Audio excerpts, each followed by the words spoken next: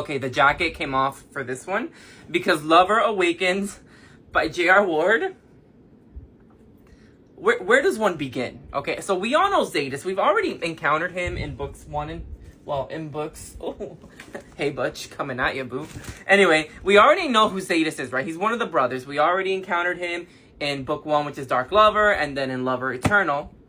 So then here comes Lover Awakens, where J.R. Ward decides to say, well, here is me ruining your life for, how many pages is this? So she ruined my life for exactly 34 pages of life ruining in this book. Because we get to find out about Zadist. Now, if you remember him from books 1 and 2, he is scary. There is a lot of trauma, physical trauma that he's very apparently scarred, right? It's evident. People often are scared of him. He has a lot of he's got a reputation to him, okay? And it's not a very good one.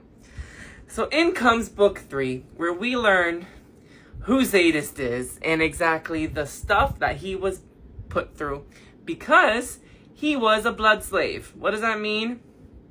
Think of he was basically trafficked. He was kidnapped when he was a baby. He's a twin, by the way. So we learn a little bit about Fury as well, which is his twin brother. But this is not Fury's story. Not in any way. So we learn about Zadis back. There's some flashbacks that he gets as he's trying to overcome this trauma of his that he's been carrying for hundreds of years.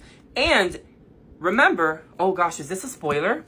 So that person that got kidnapped in book 2 is still kidnapped in here. And he is searching for that person, right? No spoiler here. So he's searching for this person, and his feelings for this person are just becoming more and more, but he's denying it for himself because he doesn't feel worthy, because he was trained as a slave that he was worthless, that he was dirty. Like, the trauma is real in this book. Like, J.R. Ward captured what it is like to survive something like that in such a dark, horrible, realistic, but yet there is a beauty in the healing that comes from it. And then Zadist making the choice to love himself. And like that, because in order for him to love this person, he had to first love himself and stop seeing himself in such a horrible way like he was trained to by his captor, right? And we just learned that history. We actually get to live it through his eyes, and it is traumatizing. He puts the T in trauma. And this is just such a beautiful story. But, so yeah, we learned that, right? But then, oh my God, J.R. Ward, what are you doing to us? Something horrible happens in this book. Like, horrible. Like, you all know how, like, in previous series, character deaths are pretty impactful.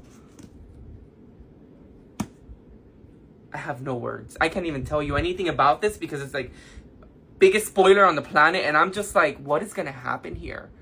Because this was an earth-shattering death in the series. I have no idea what to expect. I literally had to stare at this page for a solid 20 minutes because I was like, I didn't just read that. Like, no, she did not just do this to us. There's no way.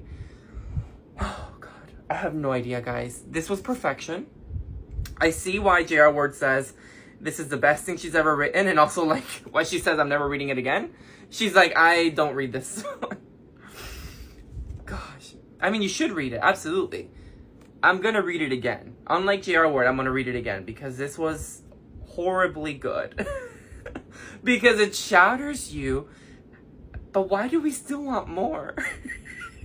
Not the trauma bonding at J.R. Ward. Oh my God, guys, this was amazing. This series is ruining my life. And those of you who have read it already, you know what's gonna come. So you already know what I'm gonna go through, and I'm just like, okay, thanks. Thanks, guys. Like, I'm loving this. I can't put it down. The next book is got Zaddy Butch, and you guys know I have the biggest crush on this man.